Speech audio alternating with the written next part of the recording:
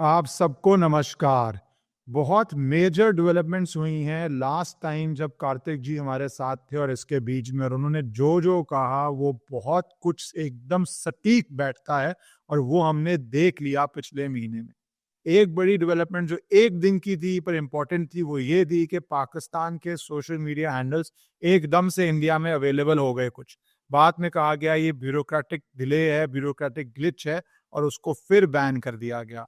पर जो मैं बड़ी बातें करने जा रहा हूँ, जिस तरह प्रधानमंत्री अपने विदेश दौरे पे हैं और ईरान और इजराइल के बीच की cease fire so called president Trump ने कहीं पर फिर भी हीट अप, वो सब के साथ बांग्लादेश की जो हमने गंगा वाटर ट्रीटी पे बांग्लादेश को टाइट करना शुरू किया, या भारत के अंदर हम जिस तरह ऑलमोस्ट पहली बारी पैसा खर्च के बांग्लादेशियों को बाहर निकाल रहे हैं। मैंने आपको बताया कैसे इंडियन एयरफोर्स का जहाज गुजरात से वडोदरा एयरबेस से उड़ के 250 लोगों को छोड़ के आया।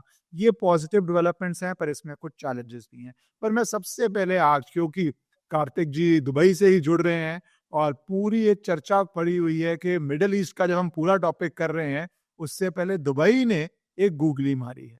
शायद cheapest long term residency anywhere in the world offer हो रही है इंडियंस को, कि आप 23 लाख रुपए में जाके दुबई में रह सकते हैं, व्यापार कर सकते हैं, परिवार को ले जा सकते हैं। और दुबई जो शुरू हुआ था पहले बिलियनर्स को टारगेट करता हुआ 2019 में गोल्डन वीजा स्कीम, या फिर मल्टी मिलियनर्स को लाना चाह रहा था, 4.7 करोड़ रियल एस्टेट इन्वेस्टमेंट थी, अब वो प्रोफेशनल्स और मिडिल क्लास में जा रहे हैं, टीचर्स, प्रोफेसर्स, डॉक्टर्स, टेक्नीशियंस, ऐसों को। और शुरू में सिर्फ 5,000 हैं, तो ऑब्वियसली क्रीम को पिक किया जाएगा।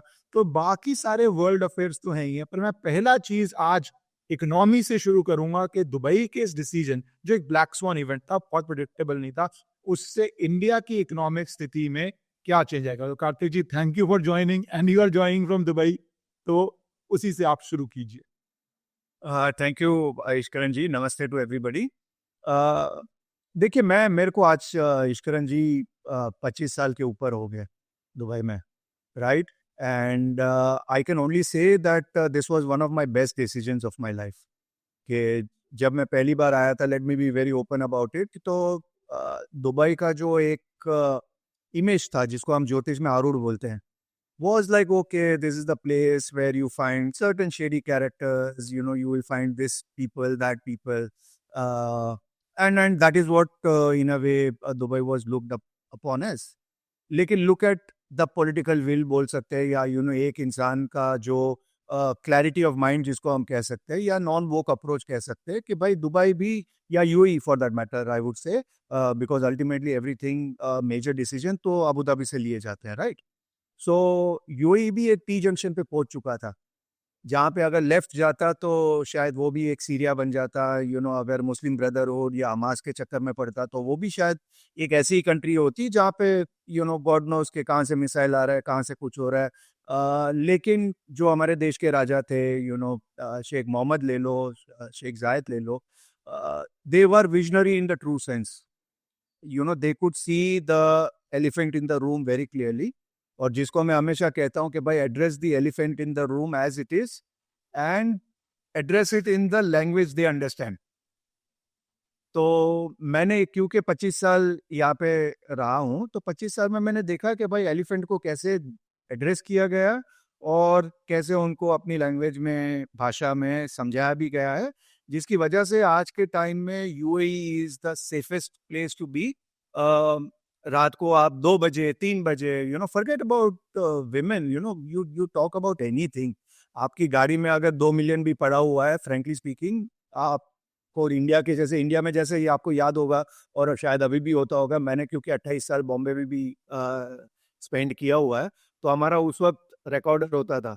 तो अगर वो गाड़ी में भूल गए तो इमिडिएटली रात को याद आता था, तो हम भागते थे कि भाई वो निकाल दो, वरना यार फालतू में कोई कांच तोड़ के निकाल देगा, या ऐसी चीजें होती थी। ये फैक्ट ऑफ लाइफ है, ऐसा नहीं है कि कोई मैं यूएई की बहुत अच्छा बटरिंग कर रहा हूँ, बट ये फैक्ट ऑफ लाइफ है जो मैंने खुद ने देखा हुआ।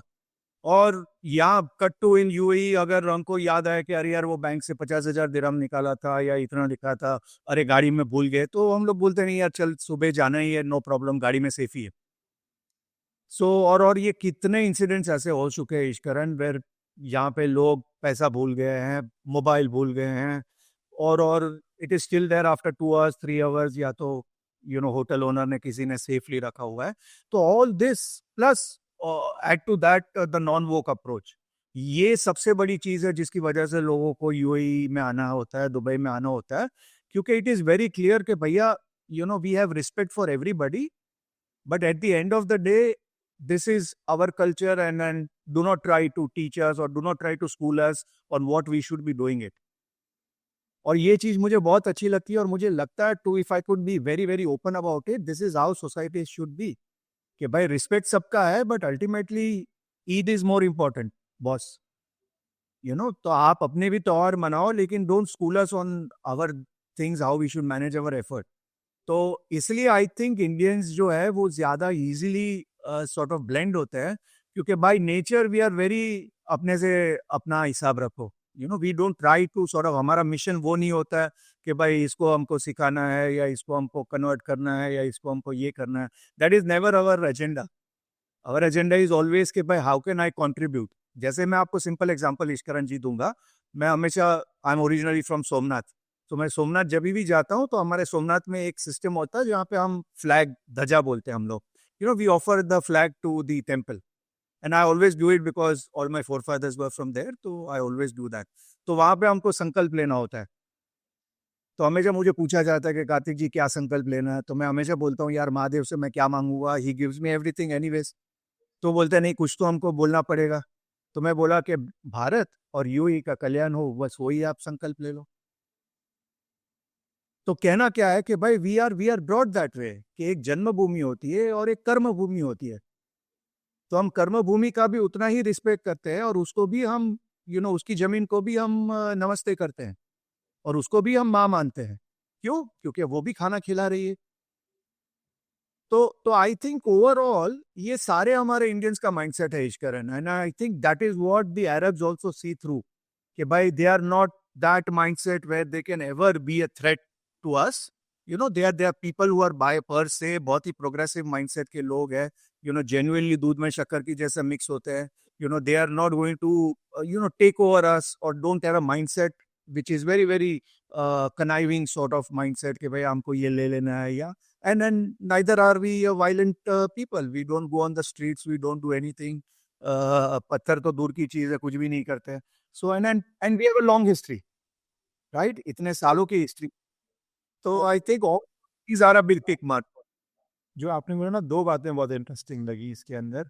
मैं थोड़ा इंडिया के पर्सपेक्टिव से देख रहा हूँ कि इंडिया के लिए क्या चैलेंजेस या अपॉर्चुनिटी है स्कीम में, पर मुझे आपकी एक बात को आगे करना है कि हम इतने अच्छी तरह जिस भी देश में जाते हैं असिमुलेट होते हैं, उस देश के लिए प्रॉब्लम नहीं होती है कि इंडियंस ही इसराइल जा रहे हैं, जब इसराइल को लोगों को लाना है, क्योंकि उन्होंने जो पहले आ रहे थे उनको ब्लॉक किया after what happened bye Hamas. तो इंडियंस ही वर्कर बन के इसराइल जा सकते हैं। और ये जो गोल्डन वीजा एक्सपेरिमेंट है, ये भी ब्रॉडली इंडिया को ही टारगेट कर रहा है। सो एक तरफ इसराइल में भी लोग चाहते हैं कि इंडियन आए, क्योंकि जो आपने पैरामीटर्स बोले, नॉन वायलेंट हैं, अपने काम से काम रखते हैं, फोकस्ड हैं, फैमिली वैल्यूज हैं, और उधर से दुबई भी उसी को ब्रॉडली टारगेट कर रहा है। दो पोलर ऑपोजिट्स एक तरह से, अगर आप वर्ल्ड व्यू का लें, जो कर रहे हैं। पर मेरा थोड़ा पर्सपेक्टिव, क्योंकि आपकी जो विद्या है, मैं इंडियन पर्सपेक्टिव से रहा हूँ, इंडिया इकोनॉमिक चैलेंज, क्योंकि हमने 70s में ब्रेन ड्रेन सुना है। आप भी एक तरह से मैं कहूँगा ब्रेन ड्रेन ही है, जो हमारे देश के जो बढ़िया लोग हैं, टैलेंटेड लोग हैं, वो अगर इंडिया से बाहर जाएं, किसी भी देश जाएं, मुझे वो थोड़ा हद तक वो ब्रेन ड्रेन लगता है। उस ब्रेन ड्रेन के साथ पर अब वेल्थ ड्रेन हो रहा है, क्योंकि पहले आप 5 crore is a significant amount, उसको टारगेट कर रहे थे। आज तो आप नर्सेज, डॉक्टर्स, और आज 5,000 है, कल को 50,000 हो सकता है, कल को 1 लाख हो सकता है। You don't know which direction देखो, they are experimenting it, right. तो इंडिया के लिए आप इस कॉन्टेक्स्ट में क्या चैलेंज और क्या फ्यूचर देखते हैं? क्या इंडिया में necessary changes to prevent the wealth drain, और इन अ पॉजिटिव सेंस? ये नहीं कि टैक्सेशन बढ़ा दिया, या फॉरेन मनी नहीं भेजा सकते, या रेजिडेंसी रिक्वायरमेंट चेंज कर दी, या इंडिया में 50 दिन भी रहोगे तो इंडिया में टैक्स भरोगे, वो सब नहीं ना। पॉजिटिव वे कि आप देख रहे हैं इंडिया में इकोनॉमिक चेंजेस आएंगी to prevent a wealth drain. To be very frank, देखिए कई बार लोगों को मेरा पर्सपेक्टिव थोड़ा पसंद नहीं आता है, क्योंकि मैं बहुत स्ट्रेट बात करता हूँ, राइट। बट आई फील के बहुत हो गया बिटवीन द लाइंस बात करना। somebody at least has to say the facts as it is. तो अगर मैं किसी को ज्ञान देता हूँ तो भाई वो ज्ञान तो मेरे पे भी लागू होता है ना. तो if I am also going to sort of ride between the lines, and अगर जैसे मैं आपको बोल रहा था भाई कचरा अगर कहीं से टाइम पे जा रहा है तो वहां पे हम किसी को क्रेडिट दे देंगे, लेकिन अगर स्ट्रेटेजिक मिस्टेक हो रही है वहां पे हम बाबू लोग को गाली देंगे. तो वो तो ड्युअलिटी नहीं चलती है ना. So I will be very very open. और मैं, because I also cater to a niche audience as far as my work is concerned, and और मैं काफी डिबेट करता हूँ इन चीजों से, काफी लोगों से. और दो कंट्रीज है which are actually going to see the brunt. One is London and other is India. आप लंदन से देखो, अभी latest Lakshmipati Mittal has migrated to Dubai, right? यहीं पे एमिरेट्स हिल्स में ही रहते हैं. So why is it happening? Because they are saying that it is crazy. Like मैं पागल हो गया हूँ कि इतने सारे टैक्सेस में भरूंगा, एंड इतने सारे टैक्सेस भरने के बाद उनके लाभार्थी कौन है? वही लोग हैं जो सुबह शाम हमारा जीना आराम करते हैं. और उनको आप और फ्रीज दे रहे हो और फ्रीबीज दे रहे हो अपने पॉलिटिकल ऑब्जेक्टिव के लिए या अपने इलेक्शन जीतने के लिए. बट अल्टीमेटली जो सच में सर झुका के जो 18 घंटा काम करता है, आपको टैक्सेस देता है, शायद साल में एक बार वोटिंग करने आता है, उसको तो वो सिक्योरिटी मिल नहीं रही है ना.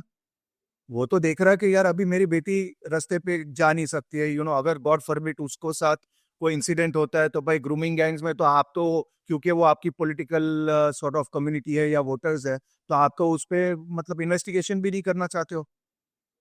So this all praise like मैंने एक बहुत टाइम पहले इश्करण जी एक बहुत ही इंपॉर्टेंट लाइन बोली थी, और ये मैंने आज वापस रिपीट की, वेर हमारे जो आर्मी के जो हेड है, उन्होंने एक अभी प्रेस कॉन्फ्रेंस की where he has named out China, Turkey, everybody very clearly. In fact NDTV में मैं वो देख रहा था. And I said that, this is exactly what I have been saying some time back. कि भाई, you are trying to manage your fourth house problem. ज्योतिष में fourth house या तो internal security problem via second house, which is economy. तो आपका जो China है, चाइना आपको day in and day out clearly उसको शत्रुबोध है. वो शत्रुबोध क्लियरली बता रहे हैं आपको कि भाई यू आर माई एनिमी. इस जंगल में एक ही शेर. I jokingly say that the problem between India and China is very clear कि भाई इस जंगल में एक ही शेर. वो सौदागर करके एक पिक्चर है, राइट? दिलीप कुमार एंड राजकुमार का. और उसका 2 वर्जन था एक गाने का.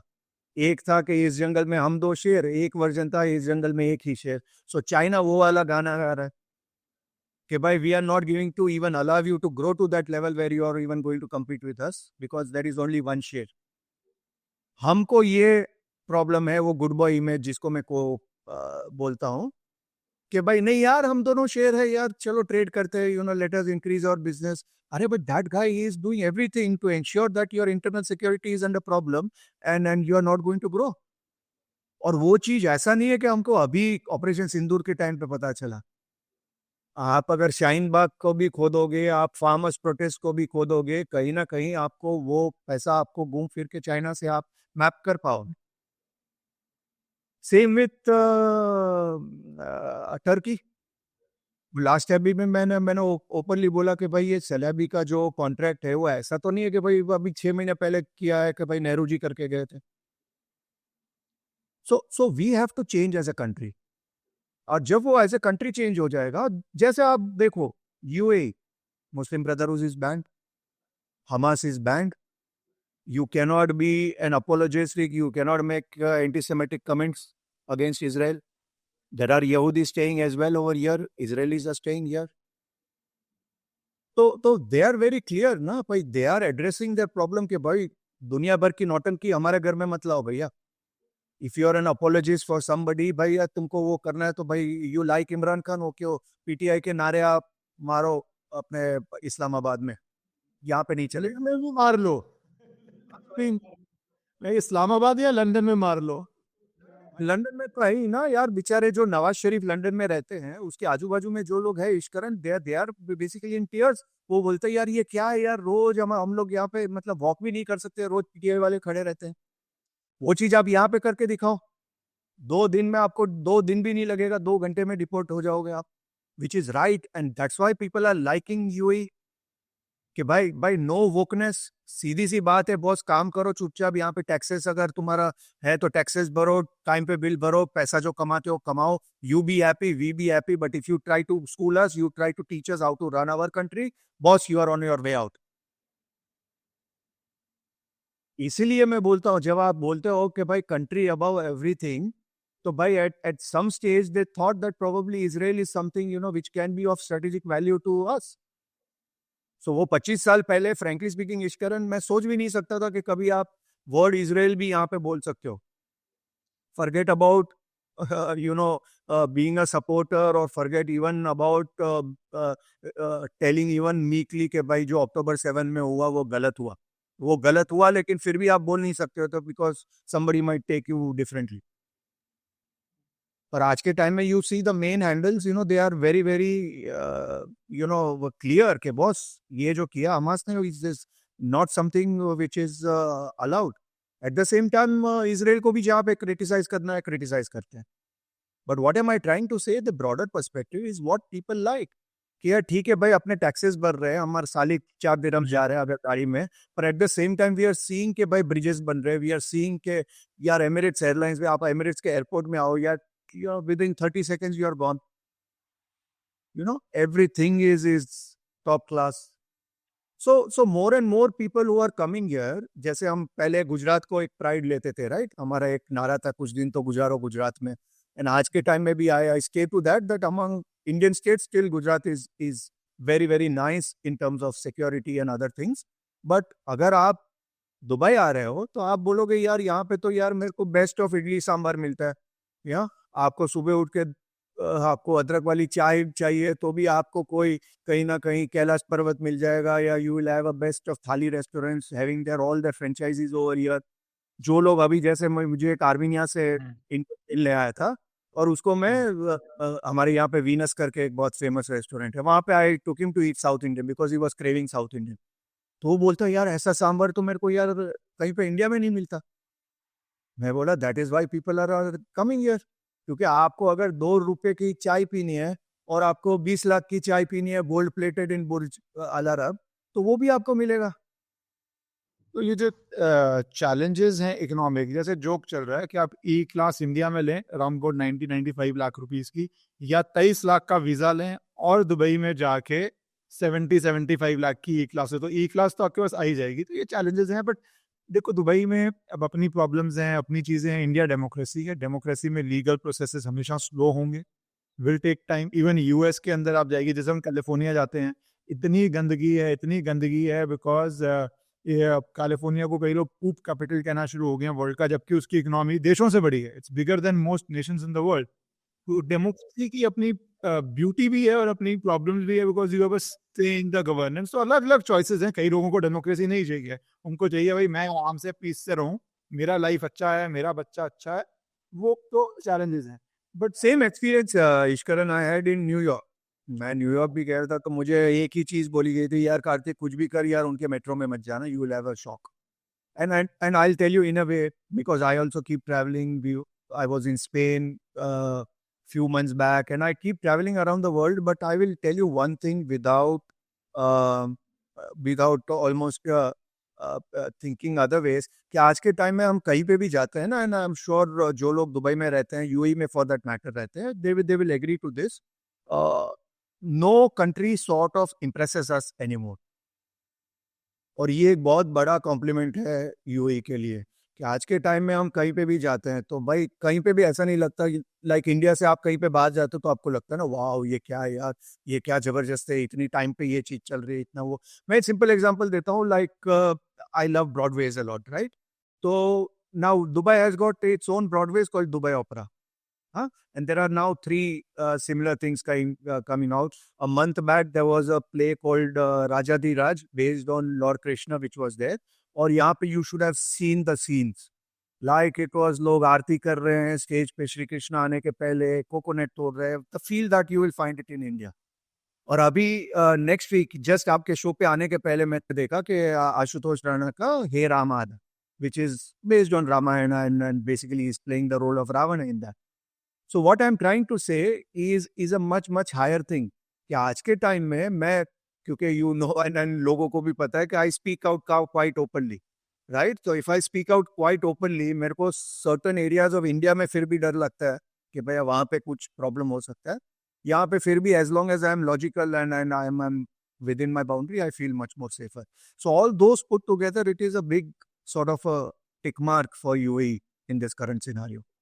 कार्तिक, मैं दुबई से आना चाहूँगा। इंडिया का दुबई का जो चैलेंज था मुंबई, क्योंकि पिछला पूरा हफ्ता मुंबई बहुत कंट्रोवर्सी में रहा। आपका एक महाराष्ट्र पे भी ट्वीट है जहाँ पे आप कहते हैं the chief minister must be very careful on internal security matters. But उससे पहले मुझे मुंबई फोकस करना है, फिर महाराष्ट्र का करना है, क्योंकि मुंबई में राज ठाकरे एकदम से एक इररेलेवेंट पॉलिटिशियन, ना एक एमएलए ना एक एमपी, एकदम से एंटी इंडिया एक्टिविटी करता है। मुझे बोलने में संकोच नहीं है। जहाँ पे भाषा के ऊपर उसके गुंडे जाके लोगों को मारते हैं, उसके बाद सो कॉल्ड उद्धव ठाकरे और राज ठाकरे साथ आते हैं। तो क्या है राज ठाकरे का चार्ट? आपको लगता है ये एजिटेशन उसका रिवाइवल कर सकती है या उसको फर्दर इररिलेवेंट कर देगी 6 महीने में? उसकी कुंडली में क्या लिखा है? I I know sort of Raj Thakre through people, so मैं डायरेक्टली तो उसकी कुंडली पे तो बात नहीं करूंगा। बट एक चीज, जैसे मैंने एक ट्वीट अच्छी डाली थी कि भाई Raj is quite frequent to Dubai, तो मैंने यही पूछा था कि भाई राज ठाकरे जब दुबई आते हैं तो भाई अरेबिक में बात करते हैं कि उनको जो एक न्यूट्रल लैंग्वेज में बात करते हैं कि भाई जो लोकल और वो भी समझे, which can be Hindi, because locals Marathi तो समझते नहीं है, तो it has to be either English और it has to be either Hindi, because the local speak very good Hindi also. तो आप जब बाहर जाते हो, आपके बच्चे जब कॉन्वेंट स्कूल में पढ़े हुए हैं, उनका सेकंड लैंग्वेज फ्रेंच या इंग्लिश या what ever it is non Marathi होता है। तो और ये चीज़ को मैं ज्योतिष के साथ बताना चाहता हूँ, क्योंकि जब हमने 2025 में बात की थी तो I was talking about a transit of Jupiter Ishkaran, और मैं कह रहा था कि भाई Jupiter is transiting to the sign called Gemini, and technically that is called as maranakaraka sthana of Jupiter.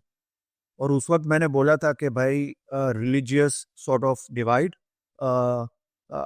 Things based on caste, everything will be very high within this 1 year, right? So अगर आप you know, lot of people say कि भाई lot of few countries didn't come to the rescue of Iran because of their own certain divide. If you say about even अभी जो caste consensus का जो approval आया, right, which BJP gave, लोग बोलेंगे कि भाई बिहार इलेक्शन के लिए whatever it is, but it happened after Jupiter came into Gemini. और प्लस अभी जो लैंग्वेज डिवाइड हो रहा है, और ये लैंग्वेज डिवाइड मेरे हिसाब से, तो मैं गोलमोल बात ना करूं तो भाई सब चीज में हम कांग्रेस को बोलते हैं कि भाई ये पार्ट ऑफ सोरोस लॉबी है, या this is part of a handbook for some other operatives. I don't think there are two people we need to carefully look at, Raj Thackeray and Prashant Kishor. और ये मैं बहुत रिस्पॉन्सिबिलिटी से कह रहा हूँ कि भाई you know, these are two people who probably our agencies need to really take care of. तो ये जो स्पेशली जुपिटर की जो जेमिनाई में हो रहा है, that can really spiral out. और ये एक चीज मैंने और अभी 2 दिन पहले बोली थी कि we are looking at something like a farmers protest 2.0, और ये चीज हमको बहुत ध्यान रखनी पड़ेगी, because there is something big cooking, because we have operation Sindhu 2.0। भले लोगों को ये सुनना अच्छा लगे या ना लगे, Asim Munir is stronger than before, right? तो व्यूज के चक्कर में भले लोग जो भी बोल रहे हो, बट फैक्ट ये है कि भाई Asim Munir is stronger than what he was before operation Sindhu, and a stronger Asim Munir is a huge threat, क्योंकि वो बेसिकली एक आईएसआई का बंदा है। और ये चीज भी मैं पहले कह चुका हूं कि भाई उसको आप एक नॉर्मल फौजी मत समझो। He is an ISI guy, he is an intelligence guy, and only thing he understands is operations. तो अभी धीरे धीरे जैसे लोगों को पता चल रहा है कि भाई उसको ना बोला गया था, यार उसको इंटरनली भी बोला गया था कि भाई पहलगाम का रिपरकशंस ह्यूज होगा, ये होगा वो होगा, but yet he went through, right? So अभी especially when we have stopped their water, and what Bilawal is saying, that is absolute एक लेफ्ट का इंडिकेटर देके गाड़ी राइट में घुमाएंगे, we have to be very very smart. Specially अभी जो भारत का भी जो, अगर हम भारत का एक हॉरोस्कोप अगर जो मैंने आपको दिया वो अगर we can bring it up, India's independence. So इसको अगर आप देखो, भारत का मैंने जो सर्कल किया है राइट हैंड साइड में बॉटम में विंशोत्तरी दशा में, भारत मंगल दशा is starting, that is in August. If you check little Ainamsha, तो it will be first of week of September or technically end of August, September first week में शुरू हो रहा है। And Mangal is our seventh lord in the second house of war। इसलिए आपको याद होगा कि मैंने आपके चैनल पे भी बोला था कि भाई ये जो 20 जुलाई के बाद का टाइम है, that is going to give us an opportunity for Operation Sindoor 2.0। Whether हम लोग उसको वो we take that opportunity or we don't take that opportunity is our political decision or political will, whatever we call it, but it will give you opportunities from 20th of July to October। So and especially a war like situation is showing up with the dasha changing।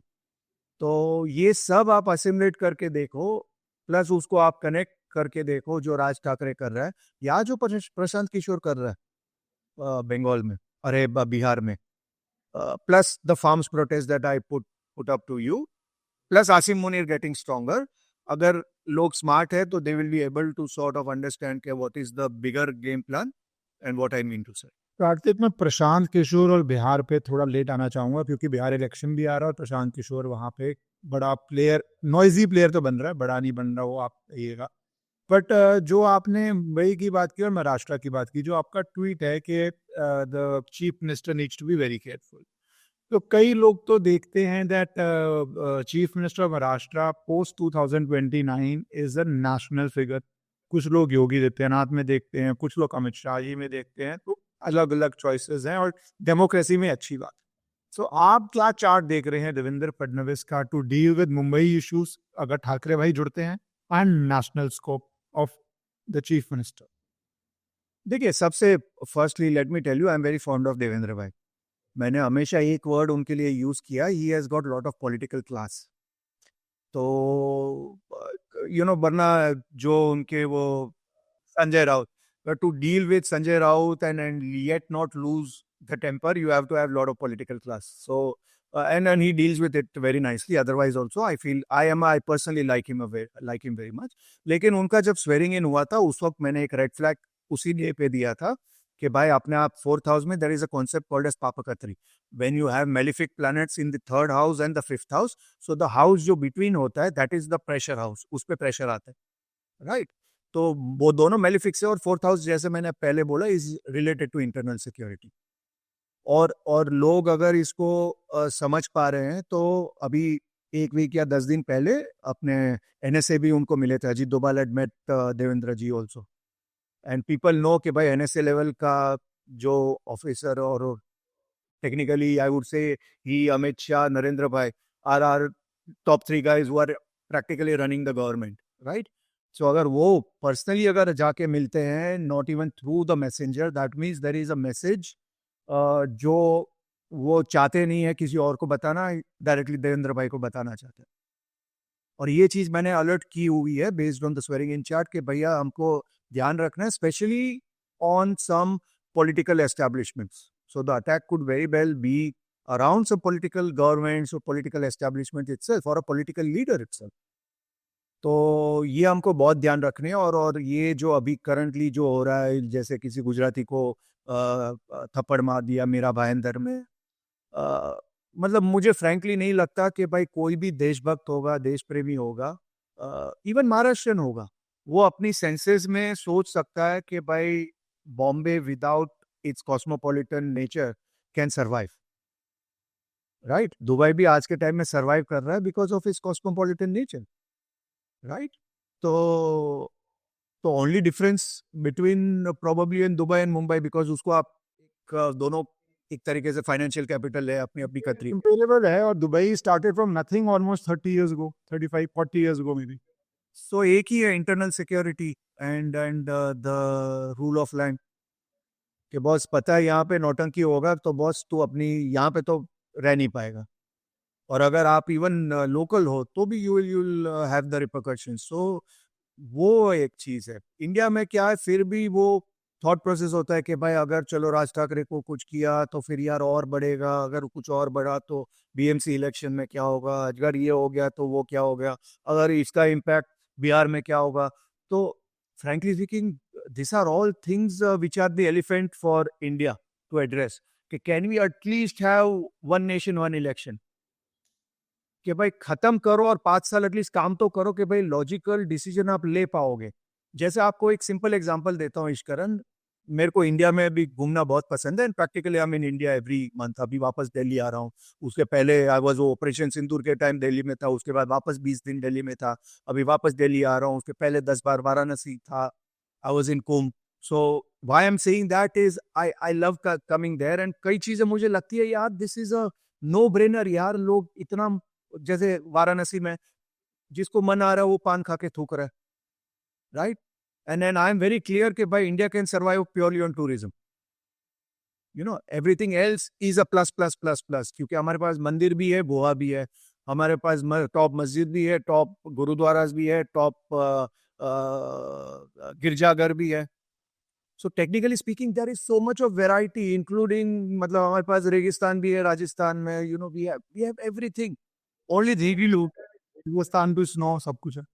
Absolutely. The only thing that we don't have is discipline and some level of sanitation and tourists feel little insecure. ये fact है, हमको address करना पड़ेगा कि भाई आप किसी गोरी को भेज दो, वो बेचारी तो मतलब डर के आ जाएगी। सो मुझे लगता है कि यार चलो यार द मोस्ट, चलो मैंने बोला कि यार पॉलिटिकली सबसे ज्यादा रिस्क कौन ले सकता है? योगी आदित्यनाथ। योगी आदित्यनाथ को भी अगर पान थूकना अगर बंद करना है तो does he have the guts to do it? And even if he has the guts to do it, will he be allowed to do it?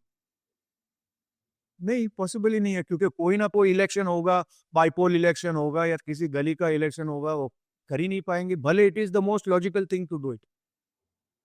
Imagine a situation, अगर सेम योगी जी या कोई भी चीफ मिनिस्टर हो, उनके पास 5 साल है, election हो गया और अभी एक स्ट्रॉन्ग चीज ला सकते हैं, तो उसके बेनिफिट्स दिखाने के लिए उनके पास 2-3 साल है कि भाई देखो ये मैंने चीज बंद की है, आपको कष्ट हुआ, लेकिन देखो उसका फायदा कितना है। पर वो फायदा वो दिखाने के लिए किसी पॉलिटिशियन के पास टाइम ही नहीं है, तो जो टफ डिसीजंस लेने हैं, रिफॉर्म्स लेने हैं, वो कोई ले ही नहीं पाएगा, because there is always an impounding election everywhere. तो this are the hard facts. जब मैं कहता हूँ कि भाई और जब तक ये नहीं होगा तब तक हम बहुत ही कन्वीनियंटली, हमको जो डिसीजन पसंद नहीं आएंगे वो हम बाबू पे ठोक देंगे कि यार ये देखो ये बाबू लोग कुछ कर नहीं पाएंगे। अच्छा डिसीजन हो गया तो हम पॉलिटिकल लीडरशिप को दे देंगे। तो this are the red lines and this is what I have been saying कि भाई आप जब तक ये elephant in the room address नहीं करोगे ना, तब तक कौन होगा जो इतना पॉलिटिकल अपना इनकम टैक्स देगा, इतना हार्डशिप लेगा, वो इतने गड्ढे में अपनी गाड़ी घुमाएगा, he can afford to have a Mercedes S class जैसे आप ले रहे हो। तो जैसे मेरे पास BMW X5 है, मैं सोच ही नहीं सकता हूँ X5 को मैं बॉम्बे के रोड्स में चला पाऊंगा। यू नो 2 स्पीड ब्रेकर आएगा धप करके, मतलब नीचे तो बैंड बज जाएगी, क्योंकि कोई पॉलिसी नहीं है। Whereas in UAE there is a policy के स्पीड ब्रेकर एक सर्टेन लेवल का होना चाहिए, इससे ज्यादा उसका कर्वेचर नहीं होना चाहिए, इसका इससे ज्यादा ये नहीं होना चाहिए, which is purely based on the architecture of the car. No because Kartik what you say ना बहुत बेसिक बात है। पान थूकना अगर आप पोल करेंगे तो 90% इंडिया सहेगी कि बिल्कुल गलत है। इनफैक्ट जो थूक रहे हैं ना सड़क पे, वो भी कहेंगे गलत है, क्योंकि उनको पता है कि भैया आपका देश है, आप अपने देश पे कर रहे हो, बट उसके ऊपर ऑर्डर पास करना, उसको इम्प्लीमेंट करना, प्राइम मिनिस्टर ने ट्राई किया था, मैं कुछ पब्लिक स्टेटमेंट्स दी थी कि भाई मोटिवेट कर दो लोगों को, बट हुआ नहीं। पर दूसरा ये हमारी देश की कुछ पॉलिसीज भी हैं। सिंगापुर के अंदर क्या था, ली कुआन युआन ओपनली कहता था biggest change for Singapore was air conditioning, क्योंकि हमारी देश की पूरी इकोनॉमी चेंज हो गई जब हम सिर्फ अर्ली मॉर्निंग और लेट इवनिंग काम नहीं कर सकते थे। मेरा पहला डिसीजन था हर ऑफिस के अंदर एयर कंडीशन लगा दूं गवर्नमेंट। इंडिया के अंदर एयर कंडीशनिंग को हम ऐसा लग्जरी मानते हैं, 28% पे टैक्स कर, whereas effectively in summers you are not able to work without air conditioning। तो ये टैक्सेशन क्या है? जो बाबू बना रहा है उसके ऑफिस में एसी है ही है, जो भी डिसीजंस ले रहे हैं सबके ऑफिस में नॉन स्टॉप एसी है, विदाउट इलेक्ट्रिसिटी बिल है। बट एक ऑर्डिनरी इंडियन के लिए इलेक्ट्रिसिटी बिल के साथ आप 28% दें, जिसको Singapore basic of improvement of economic efficiency मांगती है। तो ये छोटी छोटी बेसिक चीजों को तो हम एड्रेस नहीं कर रहे तो प्रॉब्लम तो आएगी ना उसके अंदर आते। सेम चीज, in fact good thing you pointed out. मैं जब आया था 2011 में, दुबई में एक रूल था बिटवीन 1 to 4, रादर यूएई में 1 to 4 there was no work. क्यों? क्योंकि गर्मी बहुत होती थी। तो we also went through that aggressive. Forget about offices. Ishkaran, आप दुबई आए हो या नहीं आए हो मेरे को नहीं पता है। अभी तो ऐसा हो गया, even our bus stops are air condition.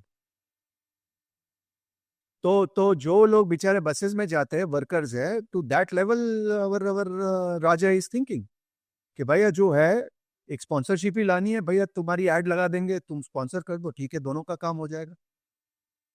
This is the highest concept of sabka vikas and sabka vishwas. No, hot countries AC improves economic efficiency, एक फैक्चुअल बात है इसमें कोई। दैट्स वाई मैंने सिंगापुर का एग्जांपल दिया, बिकॉज वो भी एक मैसिव स्टोरी थी जहाँ पे स्क्वालर था, डर्ट थी, पॉवर्टी थी, एंड सडनली जस्ट ट्रांसफॉर्म। अब इसके डिफेंस में लोग कहते हैं Dubai is a tiny country, Singapore is a tiny country, low population, but if you want to pick up the good you can. But अब महाराष्ट्र के साथ मैं जाना चाहता हूँ, बिहार में, क्योंकि आप बात कर रहे थे, ये मुझे थोड़ा इंटरेस्टिंग लगा, नोबल लगा कि आप कह रहे हैं Prashant Kishor is in a sense a person which must be kept under observation or watch। तो क्या रीजन है इसका? और बिहार में नीतीश कुमार का इफेक्टिवली आखिरी चुनाव है, क्या अभी भी राजयोग लिखा हुआ है या लग रहा है कि खत्म, जितना मिलना था मिल गया है? या सी, ये मैंने पहले ही इनफैक्ट बहुत टाइम पहले बोला था कि भाई Prashant Kishor can be a spoil sport, right? And contrary to the belief के जहाँ पे लोगों को लगा कि प्रशांत किशोर प्राइमा फेसी आरजेडी का वोट काटेगा, मैंने उस वक्त भी बोला था कि यार मुझे नहीं लगता कि वो असेसमेंट करेक्ट है, क्योंकि आरजेडी का जो कोर वोट बैंक है ना, they are quite loyalist. They are hardly anti-BJP, right? So they are not going to split their vote. Also, Prashant Kishore will appeal more to people like you and me, right?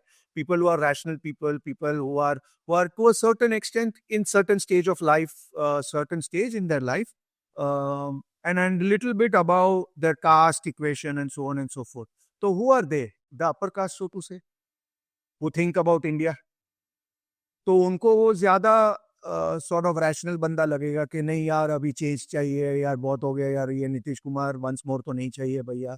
And थोड़ी विडम्बना भी ये है कि भाई BJP के पास कोई strong leader है भी नहीं, कि भाई द इतने सालों में we could not have cropped up even a single leader who has that charisma to sort of look at that. neither are they able to sort of bring in Chirag Paswan as let's say chief ministerial candidate। वो भी work नहीं होगा because वो Nitish allow नहीं करेगा। सो उन सब में I think Prashant Kishor can sort of play this spoil sport. और अगर वो गॉड फॉरबिड 4-5% तो बहुत बड़ा वोट है, 3% 2% भी ले जाता है vote, and considering the swing votes are very less, BJP has to be very careful about this whole Prashant Kishore thing. Don't take him lightly is the honest sort of a submission. मेरा थोड़ा इस पे perspective अलग है Kartik, because I think Prashant किशोर सिर्फ general caste का नहीं लेगा, वो फ्रस्ट्रेटेड वोट लेगा। देखो, मुझे एक्चुअली में लगता है कि हर वर्ग चाहता है कि देश अच्छा हो, मेरी इकोनॉमिक स्थिति अच्छी हो, मेरे बच्चे अच्छे हों, जिस भी वो कास्ट का हो, समाज का हो, पर फ्रस्ट्रेशन लेवल्स बहुत हाई हैं बिहार। हम जब इंडिया से बात कर रहे हैं, दुबई अट्रैक्ट कर रहा है, तो बिहार से लोग क्यों छोड़ के जा रहे हैं? चाहे वो जनरल कास्ट हो, चाहे वो ओबीसी हो, चाहे वो कोई भी कास्ट हो, क्योंकि एक फ्रस्ट्रेशन लेवल है। तो वो फ्रस्ट्रेशन लेवल जो सरकार पे अब 20 साल से सरकार है, वो एंटी इनकम्बेंसी प्रशांत किशोर ले सकता है, जिसमें सरकार का फायदा भी हो सकता है, क्योंकि बिहार में इम्प्रूवमेंट्स तो बहुत चाहिए। और मुझे लगता है हर कास्ट के अंदर वो हैं जो बहुत कास्टिस्ट हैं, और वो हैं जो ब्रॉडर पर्सपेक्टिव देखते हैं। जनरल कास्ट में भी ऐसे हैं जो सिर्फ अपनी कास्ट देख के वोट करेंगे, और बहुत वैसे ही हर सोसाइटी। तो डोंट यू थिंक वो थोड़ा एंटी कंपेंसी वोट सक कर सकता है, जो लग रहा है 20 साल में चेंज नहीं हुआ, इंप्रूव नहीं हुआ, which will benefit Nitish Kumar and BJP? नहीं, डेफिनेटली सर्टेन लेवल पे करेगा, but I feel net net जो यादव वोट है एंड द मुस्लिम वोट है ना, they are still going to vote as a block. तो वहां पे मैं बोल रहा हूँ, और आप प्रशांत किशोर का कॉन्फिडेंस आप देखो बंगाल इलेक्शन में, बंगाल इलेक्शन में we you need to give it to that guy, right? मैं हमेशा लोगों को बोलता हूँ कि भाई जो ज्ञानी होता है ना, वो भले आपका नैरेटिव या आपको वो पसंद आता है नहीं पसंद आता है, उसको ट्रोल करके कोई फायदा नहीं है, because that guy is talking from a certain experience which you guys और आई डोंट हैव। तो एंड ही प्रूव्ड कि भाई बीजेपी वोंट क्रॉस 99 एंड वो बंगाल में he proved it because he was very confident in terms of his core vote bank कि भैया उसको अगर कुछ भी नहीं करोगे, आप अपने 5 साल में कुछ भी नहीं किया, तो still they will vote against BJP, because वो एक पैथेटिक उनका हेट्रेड है नरेंद्र भाई के लिए, राइट? और उसको हमको अंडर कवर ठीक है अब बोल के फायदा नहीं है, वो एक फैक्ट है।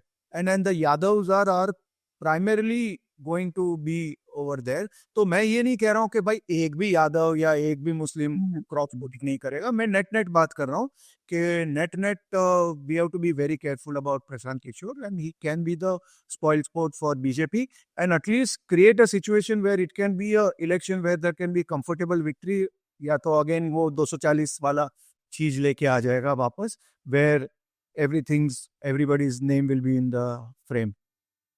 वो मैं बोल रहा हूँ।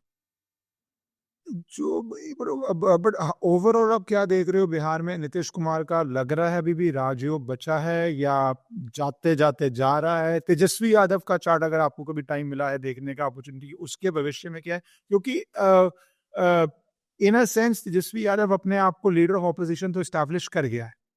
करेक्ट। अगर हम फैक्चुअली बात करें, पिछली बारी he got very near to victory. So political आप यंग कुछ भी बोल दें उसको, उसने अपने आप को लीडर ऑफ ऑपोजिशन तो बना दिया है। और ये कैसा है? इनफैक्ट लास्ट टाइम इश्करन अगर कांग्रेस को कम सीट दी होती तो ही वुड हैव स्वेप्ट। तो उसने अपने आप को, अब डायनेस्टिक है या नहीं है, मैं सिर्फ पॉलिटिकल पर्सपेक्टिव से बात कर रहा हूँ, अपने आप को एस्टैब्लिश कर दिया। तो आप क्या देख रहे हैं बिहार का इस इलेक्शन में? क्या आपकी लग रहा है कि इज ही उसकी किस्मत में राजयोग लिखा है, या नीतीश कुमार का भी कंटिन्यू चलेगा, या किस तरह देख रहे हैं आप? I will be able, let's keep this detailed topic, when we do it next time. I'll probably do better research, but uh, uh, but as of now what I can say is कि भाई BJP has to be careful about Prashant Kishor, right? तो अगर प्रशांत किशोर को अगर ध्यान रखना है, जैसे इवन पास्ट इलेक्शन, वो तो आप लॉजिकली सोचो, that was an election where the whole agenda was 400 पार, राइट? और उसके पहले के इलेक्शन में बीजेपी स्वेप्ट बिहार। तो उस इलेक्शन में भी जो वेव था, in spite of that they were able to sort of fight that wave out and Ram Mandir बना हुआ था, all those things were there very very in pro for BJP, plus Narendra भाई बीइंग ऑन द टिकट। और ये तो सारे लोगों को पता है कि भाई नरेंद्र भाई अगर डायरेक्टली टिकट पे नहीं होते हैं तो वोटर को डिफरेंट पड़ता है, वो आपका बीजेपी कोर वोटर कम होता है, ये फैक्ट ऑफ लाइफ है, राइट?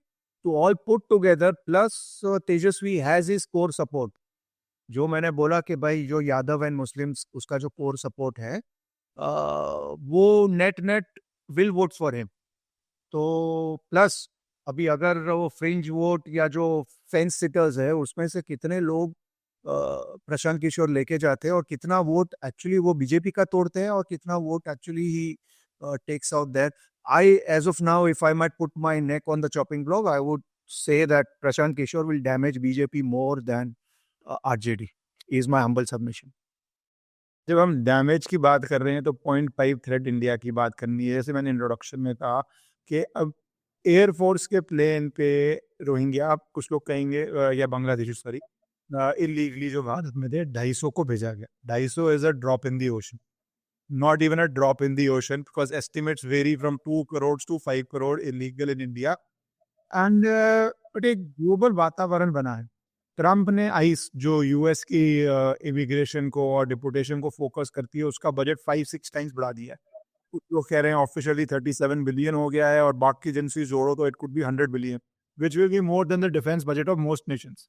आइस का ही इकलौता मेरे ख्याल से 15th लार्जेस्ट डिफेंस बजट से ऊपर हो चुका है, including above Italy, Switzerland, Brazil, lot of countries. तो ट्रम्प का फोकस है, तो एक ग्लोबल, तो वो अब जो एनजीओ वाला सिस्टम था कि इलीगल को देश से मत निकालो, वो कोलैप्स हो जाएगा, क्योंकि end of the day US frames the global rules. तो उसमें 0.5 फ्लैट में आपको लग रहा है कि प्राइम मिनिस्टर, इसी का प्राइम मिनिस्टर का मुझे लगता है इसमें रोल है, इस अपॉर्चुनिटी को मैक्सिमाइज करा जाएगा बाय द टॉप, या फिर कुछ ना कुछ है कि ये अपॉर्चुनिटी स्लिप हो सकती है? What is your take on that? See we are in a war like situation. आप वो इंडिया वाला मैप वापस डाल सकते हो? So I will actually explain you what I was talking about. See India is Taurus लग्न। हाँ, so people who understand basics of Jyotish would know that Taurus is a sign ruled by Venus. Huh? Venus rules Friday. Huh?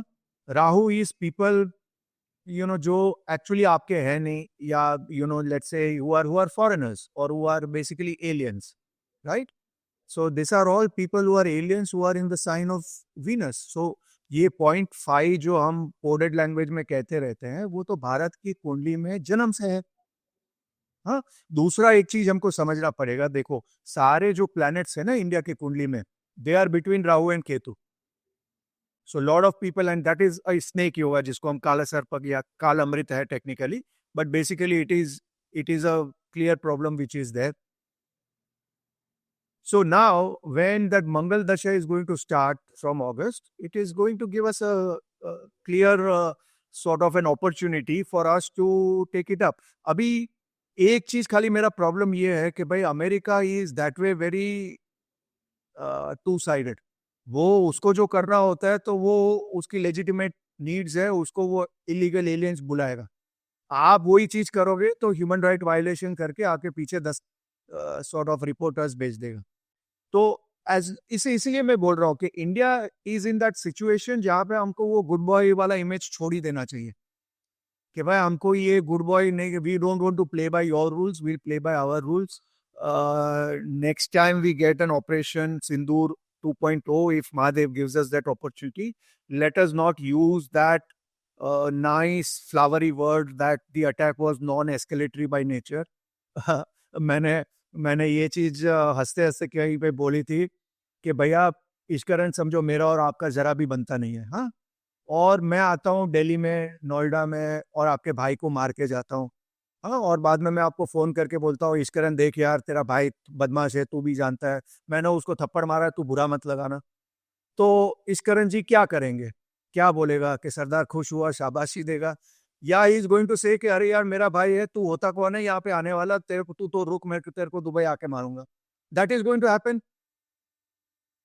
सो ये non escalatory by nature तो day one से मैं समझा नहीं हूँ, इसलिए ऑफलाइन मैंने आपको क्लियरली चीज बोली है, वो मैं ऑनलाइन बोलना नहीं चाहता हूँ, but I was very clear about certain timing and other things.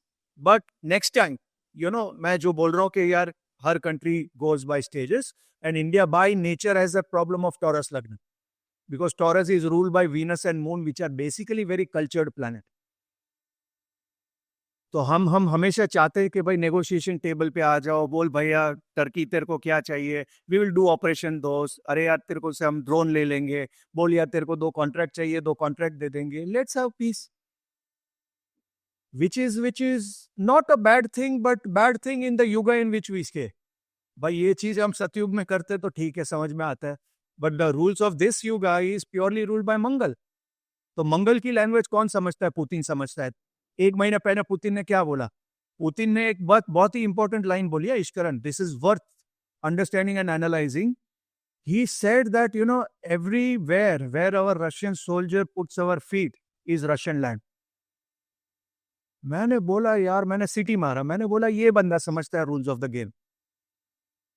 और यहाँ पे अगर मैं ट्वीट डालूंगा ना कि भाई we should capture the land, और next time if we gets the land, 25 troll हमको ज्ञान देंगे कि नहीं नहीं नहीं हमको किसी का लैंड नहीं चाहिए, हमारी ये संस्कृति नहीं है, हमारा ये नहीं है, वो नहीं है। 25 ज्ञानी लोग हमको कोच करेंगे। This is the mindset difference. No, अभी if you cannot have the ability to take land, then as a country you will succeed your land to somebody else, as simple as that.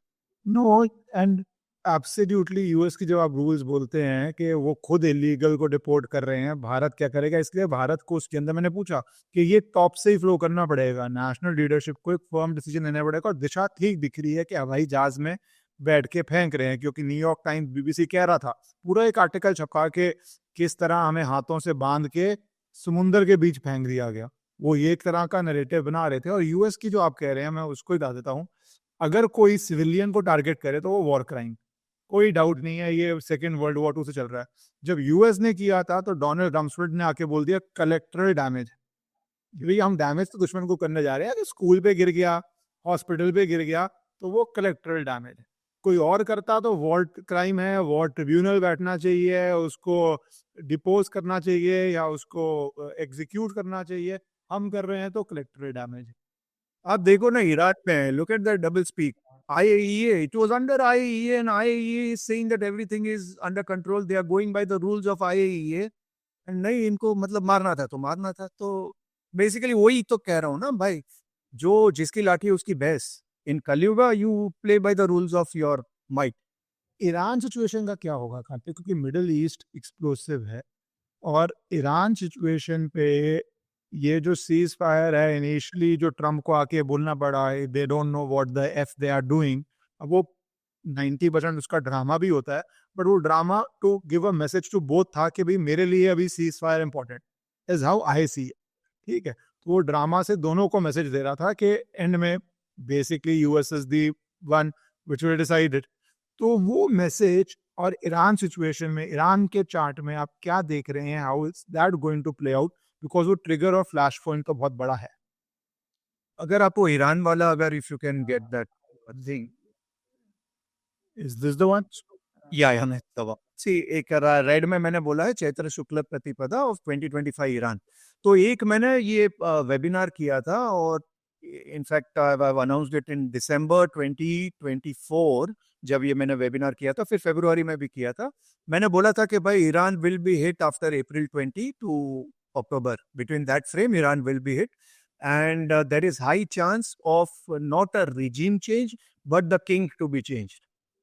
So same regime हो सकता है, whether the Khomeini is going to have a natural death or unnatural death or whatever it is, that is quite possible. And then this I'm talking till approximately May, June of 2026. You know, so Chaitra Shukla Pratipada is going to the, and what is the basis of it? Because people like to understand pure Jyotish also.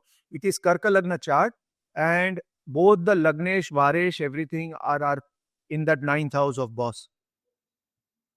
And it is an eclipse yoga which is happening over there. So on that, then there is a परिवर्तन also of the boss happening. तो मैंने ये चीज clearly बोली थी कि भाई काफी लोगों ने मुझे उस वक्त पूछा था, is Iran going to be decimated, is Iran going to be flattened out? मैंने बोला absolutely not, that's not going to happen. क्योंकि that Jupiter is in परिवर्तन, and Jupiter ultimately will stabilize the 9th house. So it is not going to go to a level where it is going to be flattened out like Gaza or at that level. And उस वक्त ये भी मैंने बोला था कि भाई collateral damage में इजराइल को भी ठीक ठाक पड़ेगी। And the fact is that Israel also has a bloody nose, क्योंकि अंडरस्टैंडेबल है, क्योंकि it is a smaller territory. Iran को आप कितना मारोगे यार, इतनी बड़ी लैंड मास है। And if you are fighting a mindset कि भाई जिसको लग रहा है कि भाई अगर तू मेरे को मारेगा तो then that is my good fortune, तो उस माइंडसेट से आप डील कर रहे हो, तो इट इज रियली, मतलब क्या बोले, you know, Israel really frankly speaking is fighting Wars for many people, and I think many countries in the Middle East are also understanding that. I'll tell you a funny and not a funny incident but a gutsy incident, क्योंकि काफी बार लोग मुझे बोलते हैं कि भाई कार्तिक यार तू इतना ओपनली बात करता है, you know, where do you get this courage from? So I jokingly say it is because of Mahadev and Shiva who is there behind me, and I'm from Somnath. So 10 years back, Ishkaran, I had met somebody influential over here, and they had asked me if there is one thing that you see UAE में होगा 10 साल के time में, क्या होगा? तो मैंने उस वक्त बोला था कि भाई I am telling you something, you no, at the risk of my life, but 10 years down the line you will see that actually Israel will no longer be the enemy that it is as of now. So उसने बोला can I tell this? So मैंने बोला बोल दे यार, या तो change जमीन में गाड़ जाऊंगा या तो फिर over a period of time you will respect me for saying the truth as it is. So what I'm trying to say कि ये आप अगर देखो, ईरान से जो भी मिसाइल थी was intercepted by whom? First by Jordan. And who is Jordan? They are actually the direct ascendant or the direct from the family of Prophet, right? Saudi was interpreting it. Qataris were there. In the end, there were 2 missiles sent on Qatar, one on UAE as well. Fixed match था, but nonetheless, what I'm trying to say is at the end of the day, भले इस बार fixed match था, but more और more GCC countries तो समझ रहे हैं ना कि यार ये बंदर के हाथ में अगर ये घंटी आपने पकड़ा दी है, तो भाई ये कभी मारेगा पता नहीं है. So they are very clear कि भाई ये 60% enriched uranium है. आज के टाइम में nobody knows where that uranium is. Probably in Russia, who knows? Probably in Iran somewhere. But ये 60 to 90% हो गया तो भैया ये तो बंदर को कभी कहीं पे भी मार देगा.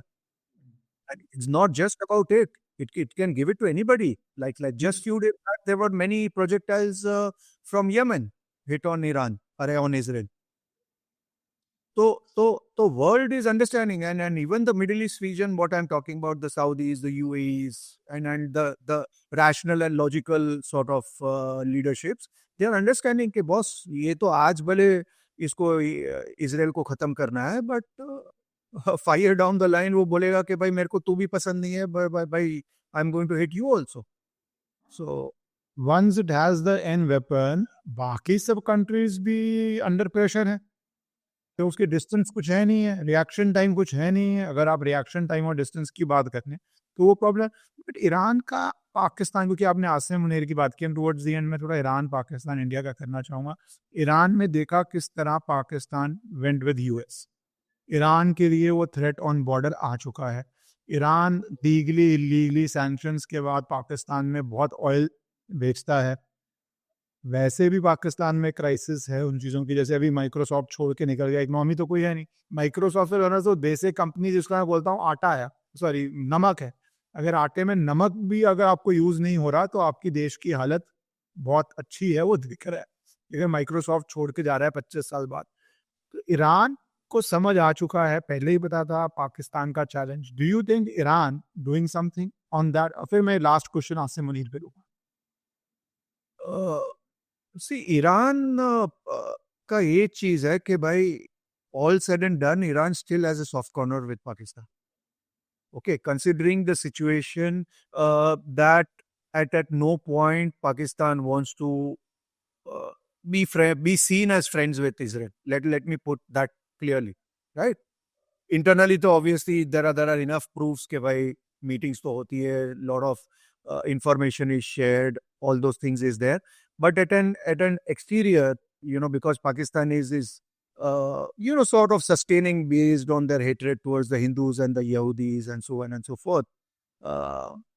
वो एक glimmer of hope है ईरान के लिए कि भाई if we look at India, they are very clear that now with Operation Sindoor also, India has actually seen that it is Israel which actually stood up unapologetically with India, and only probably Israel. Okay. Everybody else were still if and but, वो same ज्ञान हमको भी दे रहे थे, not an era of war वाला, वही situation चल रहा था. बट एक बंदा जो था जो हमको बोल रहा था बोल तू बॉस तू बोल, मैं दूसरी गाड़ी पकड़ के आता हूँ, साथ में ठोकते हैं. तो that was only Israel. Whereas Pakistan had China, Pakistan had Azerbaijan, भले ही insignificant है, Pakistan had Turkey, right? तो ये कहीं ना कहीं हमको सोचना पड़ेगा कि भैया ये चीजें हो रही है, एंड ईरान टू स्टिल वो देखो सालों से हमको चाबार में घुमा रहा है.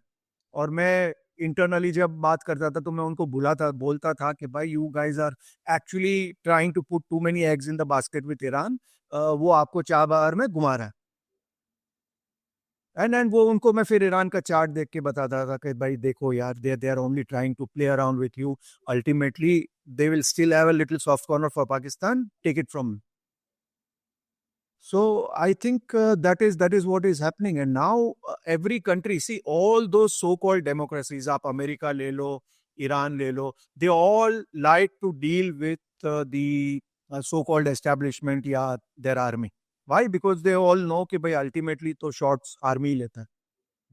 That is the reason why Asim Munir was having breakfast, lunch with Trump and not Shahbaz Sharif.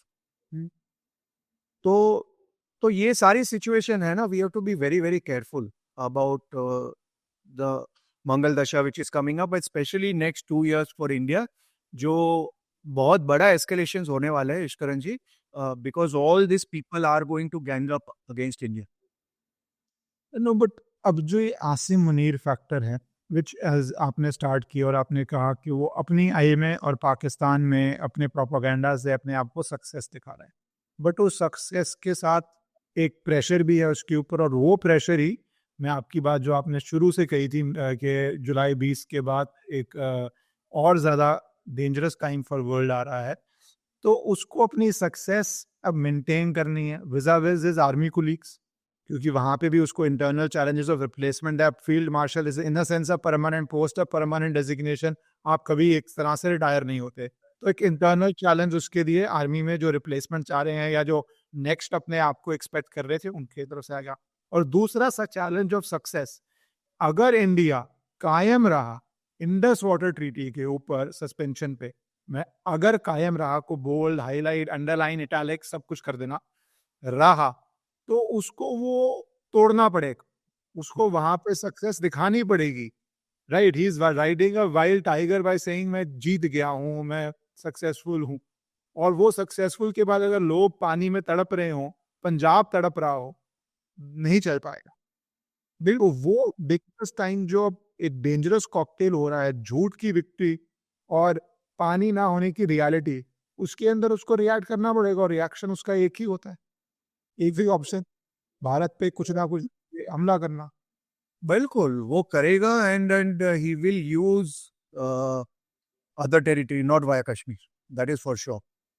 अच्छा, आप उसको डेंजर भी और देख रहे हैं. He will do infiltration via, it could be very well possible via Nepal, via Bangladesh, probably use lot of our internal people to show it कि भाई ये तो इनका इंटरनली था, और वो एक स्टैंडर्ड उनका तो वो होता ही है कि भाई फॉल्स फ्लैग ऑपरेशन था, हमको तो पता भी नहीं है, ये है, वो तो नैरेटिव चलेगा. But Asim Munir is very dangerous, let me keep on reiterating that. और अभी बाय डिफेक्ट वो पाकिस्तान का दामाद फॉर लाइफ बन चुका है बाय बीइंग फील्ड मार्शल, तो वो दामाद बन गया और उसका ऑब्जेक्टिव क्लियर है. सी मैं बीच में भी जोकिंगली कहता था कि जब ये हामिद मीर टाइप के लोग जब आते हैं ना, बोलते हैं कि भाई ये जो तैयारा था वो भी मेड इन पाकिस्तान था, ये जो हमने किया वो भी मेड इन पाकिस्तान था, जो सैटेलाइट थी वो भी मेड इन पाकिस्तान थी, तो मैं हंसता था. And when people used to troll him, I used to say boss, he is doing his job and his job is to get an increase of budget for the army.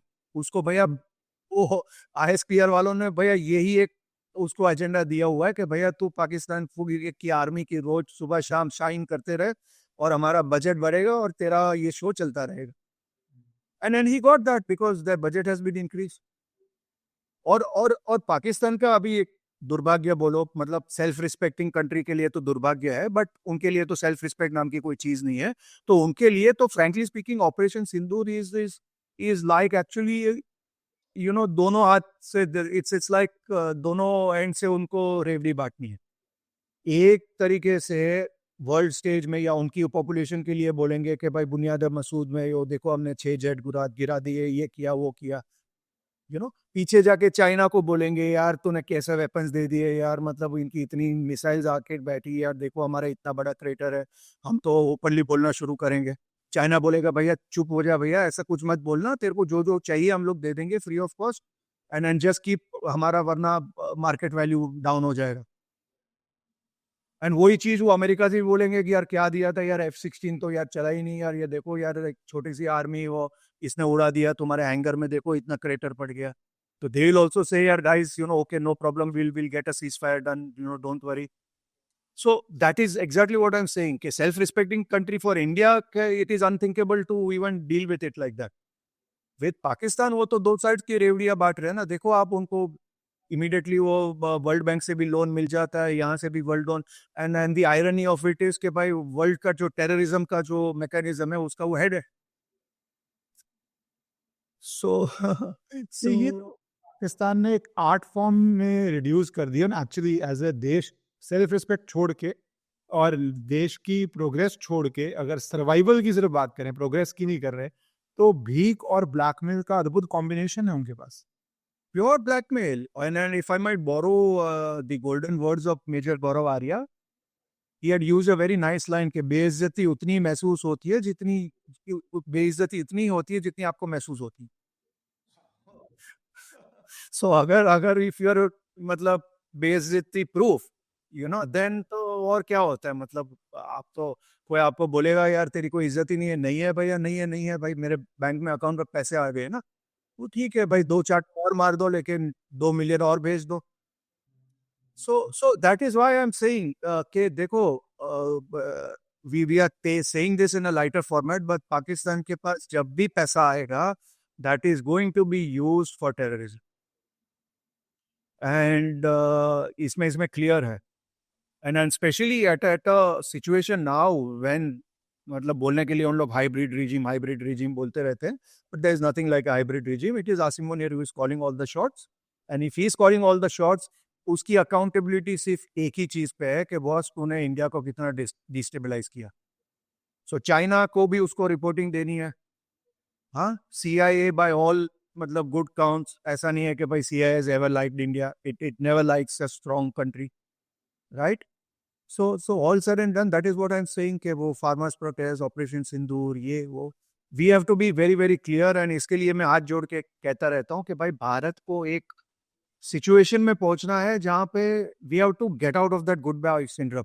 आज ही in fact मैंने reply किया, किसी ने, प्रदीप भंडारी ने एक tweet किया था वेयर ही टॉक्ड अबाउट अपना जो ये दिल मांगे मोर कारगिल में, हाँ विक्रम बत्रा, तो विक्रम बत्रा के उसके ट्वीट में कहा था और मैंने रिप्लाई किया कि भाई I wish we had used our air force, Vikram Batra would have been with us, right? उस वक्त भी एक एक किसी और कंट्री ने हमारे ऑक्यूपाई किया था, उस वक्त भी हम गुड बॉय थे कि भाई ठीक है वी विल गो, मतलब क्लाइम द माउंटेन, उनको अपने पे स्ट्रेटेजिक एडवांटेज है। हमारे 2000 सैनिक मारे गए और हमने देखो कितनी एथिकली वापस टाइगर हिल लिया, देखो हमने कितनी एथिकली ये लिया, रियली मतलब आई एम सॉरी, मुझे पता है कि काफी लोग मुझे ट्रोल करेंगे, बट किसी ना किसी को तो भाई ट्रूथ एज इट इज बोलना पड़ेगा। एंड लकीली फॉर मी, मैं लोकप्रिय नहीं बनना चाहता भैया, मेरे को 4 गाली पड़ेगी ठीक है, मैं सच बोलना चाहता हूँ, मुझे लोकप्रिय नहीं बनना। और सच ये है, उस वक्त भी we should have used the air force, same thing with 1962, we had the air superiority against China और अपने नेहरू जी ने यूज नहीं किया। तो ये कहाँ से ये गुड बॉय इमेज आती है, गॉड फॉरबिड, मतलब मेरे को तो दिमाग में नहीं आ रहा। पार्थिव भाई, डेंजर इतना मल्टीपल लेयर है, जैसे आपने कहा नहीं, गोल्डन वर्ड्स हैं कि पाकिस्तान जब पैसा कमाएगा टेररिज्म में यूज करेगा। तभी मैं कहता हूं कि ये कॉन्सेप्ट क्या है कि पाकिस्तान के साथ आप कोई भी स्पोर्ट खेलें या किसी भी पाकिस्तानी स्टार को आप इंडिया में आने दें, उनके चैनल्स की इंडिया में व्यूअरशिप होने दें, उनके इंस्टाग्राम अकाउंट को इंडिया में ओपन होने दें, ताकि जो वो बैग्स या एंडोर्समेंट करें उसको इंडियन ऑडियंसेस भी बहुत खरीदती है। मनी पावर तो इंडिया में है बेसिकली, और इंस्टाग्राम इज ग्लोबल। तो ये आपको एज अ नेशन, पहले आप तो जीरो कॉन्टैक्ट, जीरो टॉलरेंस करें, तब जाके वर्ल्ड को बोलिए। अगर आप ही उनको इनेबल करेंगे भारत के अंदर, why should world do? World आपके करने के बाद भी ना करे शायद, आप अगर उनसे रिश्ते रखेंगे तो फिर तो आप वर्ल्ड में मूवी क्या खोलेंगे? मैं एग्जैक्टली यही तो कह रहा हूँ। मैंने इनफैक्ट उस वक्त ही बोल्ड होके बोला था जब ये ऑपरेशन सिंदूर हुआ था, जब 4-5 लोग मेरे को यूएई का जो रिस्पॉन्स आया था उसमें बोला कि we condemn this condemn that, तो काफी लोग बोल रहे थे कि यार इसमें वर्ड हिंदू तो उन्होंने यूज नहीं किया। तो मैंने उनको पूछा कि भाई हमारे MEA ने वर्ड यूज किया, पहले वो तो मेरे को बताओ। हम लोग चीज बोलना नहीं चाहते, we don't want to address the elephant clearly as it is, हम एक्सपेक्ट करते हैं दूसरे लोग बोले। हाँ, हम निकी हेली को बोलेंगे देखो इसने क्लियरली ये चीज बोली, अरे भैया उसने बोला वो ठीक है भैया, thank you to her, but let us at least address the situation. सरदार 3 वो अभी क्या बंदा है वो सरदार जो है, सरदार 3 पिक्चर के लिए हुआ था ना, he work with the Pakistani heroine, I forgot his name, Diljit Dosanjh. Diljit Dosanjh. And I am like okay चलो, Diljit is known, everybody knows, but उसको इतना बड़ा स्टार कौन बना रहा है? And then why can't we have a policy at a government level and clearly define which are enemy countries? That is what you are saying ना, because Diljit के defence में लोग ये कह रहे हैं कि गवर्नमेंट ऑफ इंडिया अगर नहीं रोकती, मैंने पैसा लगा दिया और पहलगाम उसके बाद हुआ, तो मैं लॉस लूं, जबकि गवर्नमेंट ऑफ इंडिया 4 महीने बाद या कोई और स्पोर्ट इवेंट हो जाएगा या साल बाद हो जाएगा, तो आप एक पॉलिसी बनाइए कि ये आपने नहीं करना, उसके बाद कोई करे तो क्लियर है, जैसे यूसुफ ब्लैक एंड व्हाइट है। अगर आसान पॉलिसी नहीं बनाएंगे तो फिर वो ग्रे जोन है ना, ये थोड़ी ना मतलब है कि भाई मैं पूरा पैसा लगा दूं, तो वो उसका एक डिफेंस आया है, विच इज, अगर आप ऑब्जेक्टिवली बोले, it's not a wrong defence कि आप मना करो, बैन करो। तो कल को दिलजीत दोसांझ बोल देगा कि भाई I signed the heroine because the relationships were non escalatory by nature, तो तो आप क्या रिएक्ट करोगे? वही वही चीज होगा ना, it is all playing around, he is also playing around with the word, not that India Pakistan nobody knows, उसके पहले भी हजार चीज हो चुकी है, but in his defence he can say कल को यार कि भाई मुझे क्या पता था यार। So you take a decision ना, मैं वही बोल रहा हूँ कि भाई at least you accept China as an enemy country, you accept Turkey as an enemy country. आप चार लोगों को बोलोगे कि भाई तू अपना वेडिंग वहां पे क्यों कर रहे हो, और आप पैरेलली वो बोलेगा यार मेरा वेडिंग तो ऑपरेशन दोस्त के बाद था, तो मेन व्हाट डू यू से? So I'm raising some very hard questions, मुझे पता है, but at the end of the day very important questions to raise कि आप अगर एज अ नेशन वो डिसीजन नहीं ले रहे, तो क्या आप ये ओनस इंडिविजुअल्स पे शिफ्ट कर सकते हैं? ये एक सीरियस क्वेश्चन है कि आप कर सकते हैं। राइट, मैं तो ऑपरेशन दोस्त के बाद कर रहा था। वैसे सलेबी की आपने नाम दिया तो एक बहुत अच्छी जजमेंट आई है आज हाई कोर्ट से, जिन्होंने गवर्नमेंट एक्शन को अप्रूव किया कि नेचुरल जस्टिस अच्छी बात है कि नोटिस दो सुनो, but national security triumphs everything broadly. absolutely Namah Shivaya. So happy to hear that, and let us deal with that. That's my only request from the government. I want to see, मैंने देखो एक चीज on the parting way I want to say कि when it comes to individual, you know, I want to respect like Ishkaran Bhandari, I want to respect him more, I don't want to be fearful of him. When it comes to country's leader, I want the fear to be first and respect to be second. Narendra भाई जब room में घुसे तो लोगों को डर लगना चाहिए कि बॉस इसके पास भाई वो पॉलिटिकल विल है, कल को अब हमको फ्लैटन आउट कर देगा। रिस्पेक्ट उसके बाद हो कि भाई इनको भगवत गीता आती है, इनको गीता के 4 श्लोक आते हैं, भाई इनके पास घर में गाय है, वो पीकॉक के साथ खेलते हैं, वो रिस्पेक्ट आए ना आए I don't care, but at a country level the leader should be feared first. Putin जब रूम में घुसता है तो उससे लोग डरते हैं, इसलिए तो आप ट्रंप का देखो, सबके सामने शेर बनता है, पुतिन के सामने क्या बोलता है कि बॉस पुतिन ने जो लैंड लिया है भाई अब मैं तो ले नहीं पाऊंगा बॉस, वो भूल जाओ तुम, right? He says that because he knows whom he is dealing with, and he has made it very clear कि बॉस मेरे जहाँ पे आर्मी का पैर गिरेगा वो लैंड तो मेरा है भैया, वो रशियन लैंड है, वहां पे मैंने तो भाई वास्तु पूजा करा दी है, गृह प्रवेश हो गया रशियन आर्मी का, वो हमारा घर है। That is how leadership should talk यार। नहीं वो हम, और हमें पता है भय बिन ना हुई प्रीत, ये हमें पता है, ये कोई ऐसी बात नहीं, it's noble concept for us.